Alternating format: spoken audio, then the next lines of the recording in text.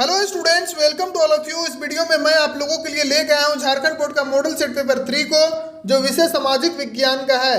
चलिए इसका आंसर की को फटाफट मिला लेते हैं, तो मेरे साथ बने रहिए मन लगा के, ठीक है।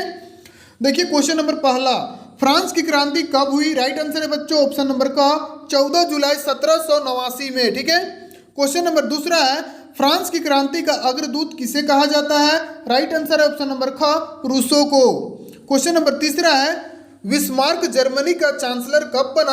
राइट आंसर है ऑप्शन नंबर घ 1871 ईस्वी में। क्वेश्चन नंबर चौथा है, पहले तुम मनुष्य हो उसके बाद किसी देश के नागरिक या अन्य कुछ, यह कथन किसका है? राइट आंसर है बच्चों ऑप्शन नंबर ग रूसो का। क्वेश्चन नंबर पांचवा है, विश्वकोश नामक ग्रंथ की रचना किसने की? राइट आंसर है ऑप्शन नंबर ग दिदरो का।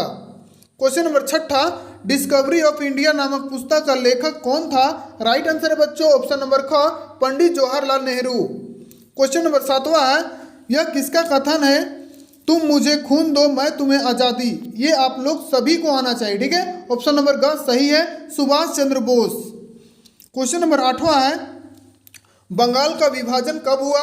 राइट आंसर है ऑप्शन नंबर ग 1905 ईस्वी में, ठीक है। क्वेश्चन नंबर 9 है, संस्थाल विद्रोह के नेता कौन थे? इसका राइट आंसर है ऑप्शन नंबर घ सिंधु और कान्हू। ये हम लोग का झारखंड से रिलेटेड क्वेश्चन है, ठीक है। रांची में इसका पार्क भी बना हुआ है, ठीक है। क्वेश्चन नंबर 10वां, खिलाफत आंदोलन के प्रमुख नेता कौन थे?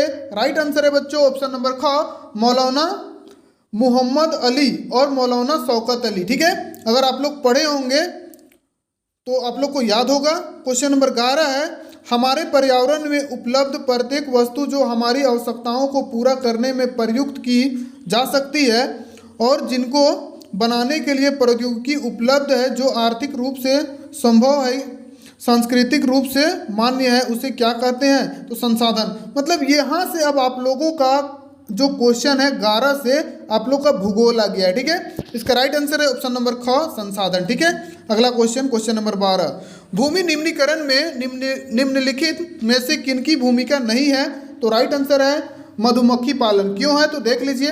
पहला, वनों की कटाई से भूमि निम्नीकरण में प्रभाव पड़ता है, खनन से भी, और अति पशु चारण से भी प्रभाव पड़ता है। तो मधुमक्खी पालन एक अलग चीज है, ठीक है।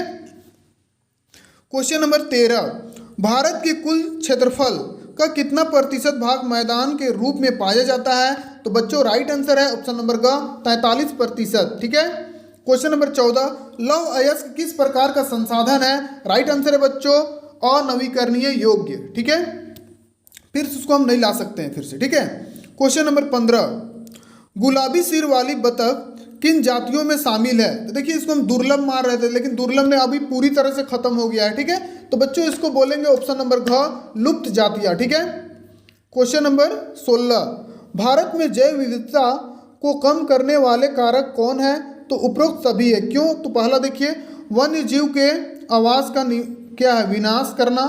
दूसरा मतलब ख नंबर बोल सकते हैं, वन्य जीव को मारना या शिकार करना।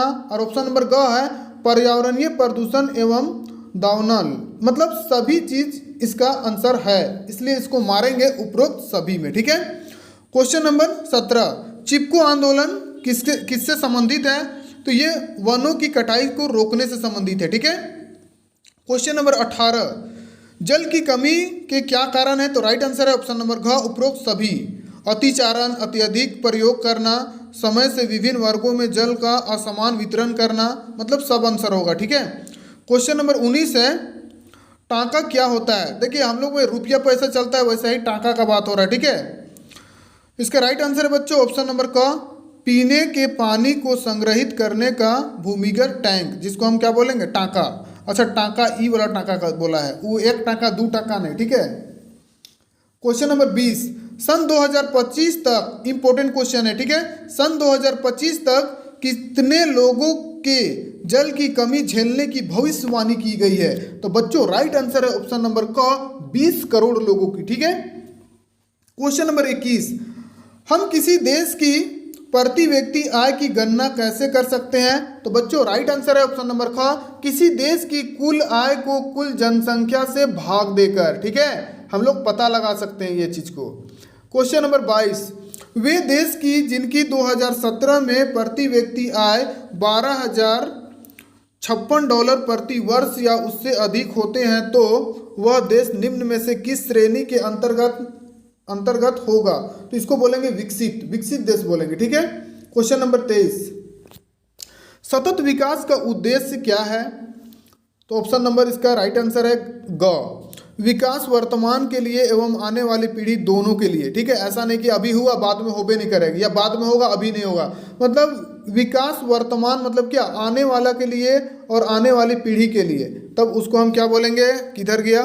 सतत विकास का उद्देश्य, मतलब मजबूती से समझिए।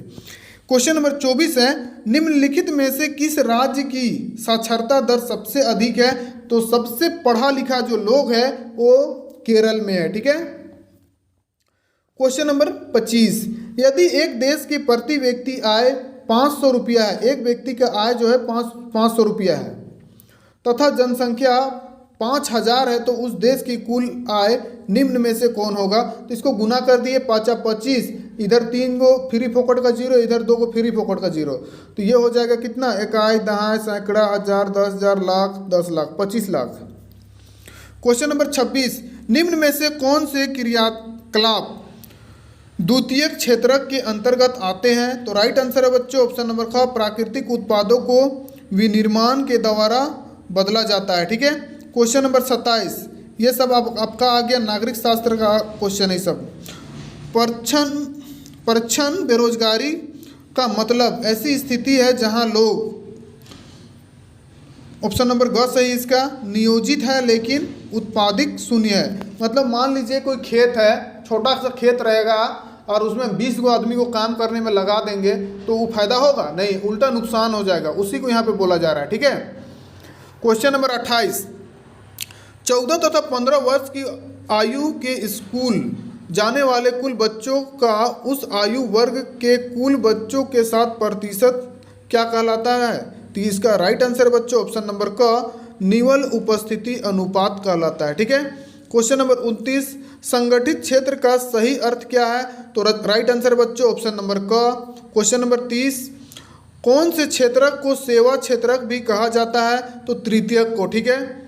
बार बार ये तृतीयक आ रहा है, अलग अलग जितना भी क्वेश्चन है लेकिन सब में आंसर तृतीयक के आता है। अगर गलती से नहीं भी याद रहेगा तो एग्जाम में मार दीजिएगा, देखा जाएगा उसके बाद।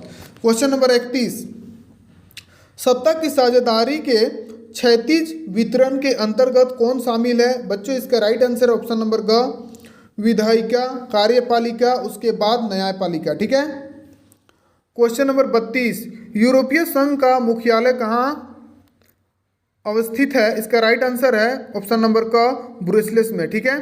क्वेश्चन नंबर 33, सामुदायिक सरकार किस देश से संबंधित है? तो राइट आंसर बच्चों घ, जर्मनी से। बेल्जियम में डच भाषा बोलने वाले की आबादी कितनी प्रतिशत है? तो 59% हो गया है। क्वेश्चन नंबर 35, सत्ता की साझेदारी के ऊर्ध्वाधर वितरण से निम्न में से कौन संबंधित है? राइट आंसर है बच्चों ख, केंद्र सरकार, राज्य सरकार, स्थानीय सरकार। ठीक है। क्वेश्चन नंबर 36, इनमें से कौन संघ सूची के विषय है? तो राइट आंसर बच्चों ऑप्शन नंबर ख, प्रतीक्षा, विदेशी मामले और बैंकिंग। ठीक है। यही इसका राइट आंसर है। ऑप्शन नंबर 37, हमारे देश की राजभाषा किन्हीं दो, कहाँ पढ़े? हमारे देश की राजभाषा हिंदी को बोले जाने वाले की प्रतिशत कितना है? ई पूछ रहा है, तो 40% है। ठीक है। और 60% अलग अलग भाषा बोलता है। ऐसा नहीं कि इंग्लिश नहीं बोलता है, अपना अपना क्षेत्रीय भाषा भी उसमें शामिल है। ठीक है।